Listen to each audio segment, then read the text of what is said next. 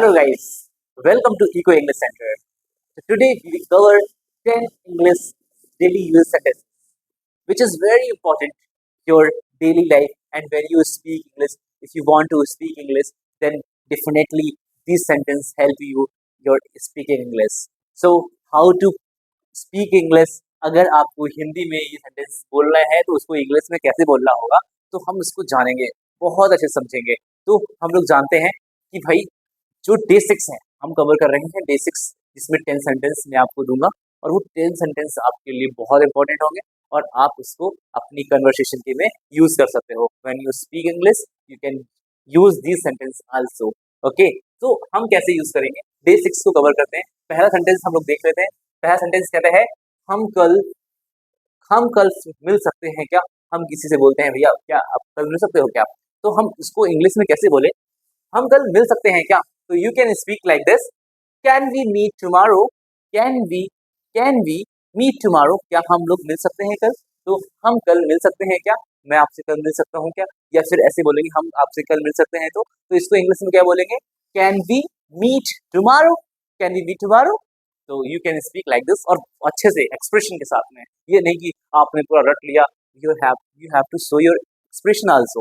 Okay, now sentence number 2 कहता है तुम बहुत अच्छा बोलते हो। सच में अगर किसी की तारीफ करनी होती है तो हम बोल सकते हैं तुम बहुत अच्छा बोलते हो। तो क्या बोलेंगे, तुम बहुत अच्छा बोलते हो, तो इंग्लिश में क्या बोलेंगे, you speak very well, you speak very well, you speak very well. So you can speak like this, you speak very well. Now sentence number 3 क्या कहता है, कल की बात मत दोहराओ, जो कल हुआ उसकी बात मत दोहराओ, नहीं तो फिर बवाला खड़ा हो जाएगा। तो जब हम ये बात कहना हो, ये कंडीशन को बोलना हो, तो हम कैसे बोलेंगे, कल की बात मत दोहराओ, जो हुआ होने दो, छोड़ दो, है ना। तो अगर हमें इंग्लिश में बोलना हो कल की बात मत दोहराओ, तो ये बोल सकते हैं डोंट रिपीट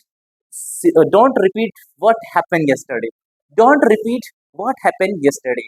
तो कल जो हुआ उसकी बात छोड़ो, अब बात दोहराओ मत। Don't repeat what happened yesterday, you can speak. Sentence number 3 हम लोगों ने कवर कर लिया।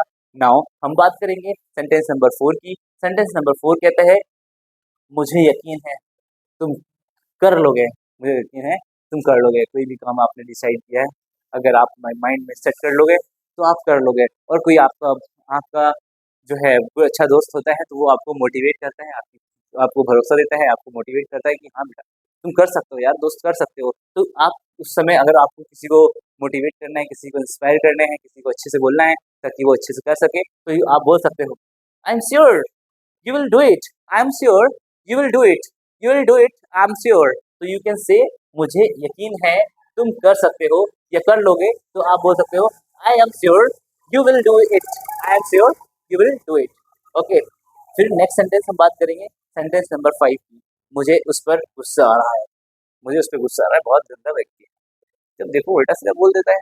तो हम उस समय बोलेंगे I am getting angry at him, I am getting I am getting angry, I am getting angry to him, I am getting angry to at him बोल सकते हैं। I am getting angry at him, मुझे गुस्सा आ रहा है उस पर, मुझे गुस्सा आ रहा है उस पर। तो you can speak like this. Okay, now हम बात करते हैं सेंटेंस नंबर 6 की। सेंटेंस नंबर 6 क्या कहता है, अब मुझे बिल्कुल नींद नहीं आ रही, अब नींद उड़ गई क्या, अब नींद नहीं आ रही मुझे कुछ भी। तो हम बोल सकते हैं I am not sleepy at all now, I am not sleepy at all now, मुझे अब मुझे बिल्कुल नींद नहीं आ रही है, मैं पूरा फ्रेश हो चुका हूँ, माइंड पूरा फ्रेश हो गया। अब I am not feeling sleepy बोल सकते हो एट ऑल, या फिर बोल सकते हो I am not sleepy at all now. तो ये सेंटेंस नंबर 6 था, जो कि आप इन सब सेंटेंस को अपनी कन्वर्सेशन में, अपनी यूजेस में ला सकते हो। जब आपको कहीं सेंटेंस बोलना हो तो आप इंग्लिश में इन सेंटेंस को यूज करिए और अच्छे से आप बोल पाएंगे। Now sentence number 7, sentence number 7 क्या कहता है, क्या तुम मेरे लिए कुछ ला सकते हो। बोल रहे यार तुम मेरे लिए क्या ला, मैं अगर कुछ मंगवाना हो, क्या तुम मेरे लिए कुछ ला सकते हो। तो इसको इंग्लिश में बोल सकते हैं क्या, can you bring something for me, can you bring something for me, you can speak like this. तो अगर हमें कुछ मंगवाना है या कुछ से बोलना है क्या तुम मेरे लिए ला सकते हो क्या ये, तो आप उसको बोल सकते हो can you bring something for me, can you bring something for me, you can speak. तो जो हम बात करेंगे क्लास, जो सेंटेंस नंबर हमारा 8 है, वो क्या कहता है, क्या तुमने अपना होमवर्क किया? अगर मोस्टली हम टीचर्स या जो भी होते हैं पूछते बच्चों से पूछते हैं, भैया क्या तुमने अपना होमवर्क किया? तो हम बोल सकते हैं did you do your homework, did you do your homework. तो you can speak like this. जब आप अगर आप किसी बच्चे से पूछ रहे हो क्या तुमने अपना काम किया, या फिर किसी से बोल सकते हैं अपने डैड हो या कोई भी हो वट एवर, तो आप उससे बोलेंगे तो बता सकते हो क्या तुमने अपना काम होमवर्क कर लिया, तो आप बोल सकते हो did you do your homework. ठीक, तो ये ऐसे बोल सकते हैं। सेंटेंस नंबर 9, मुझे मुझसे मुझसे जितना हो सका मैंने किया। भाई जितना मेरे से कंट्रीब्यूट हुआ मैंने उतना किया, अब मैं इससे ज़्यादा नहीं कर सकता हूँ।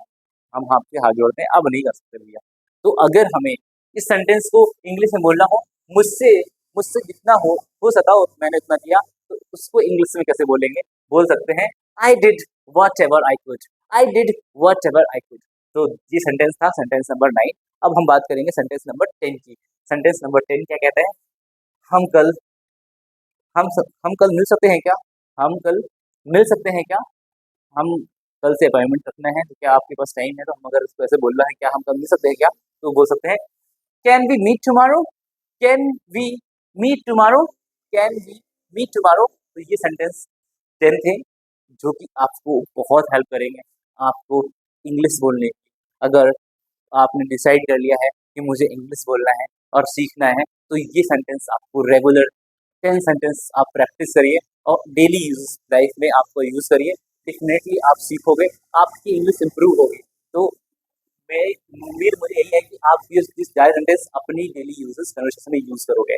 तो आज के लिए इतना ही।